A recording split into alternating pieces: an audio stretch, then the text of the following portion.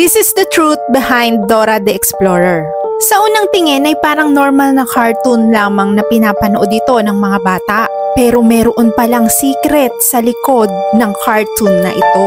Si Dora the Explorer daw ay bulag. At ito daw ang mga pruweba. Hindi daw siya tumitingin sa mga kinakausap niya o sa mga bagay na kanyang tinutukoy. Wala siyang eye contact at kung saan saang direksyon siya nakatingin. At hindi rin siya nagbiblink.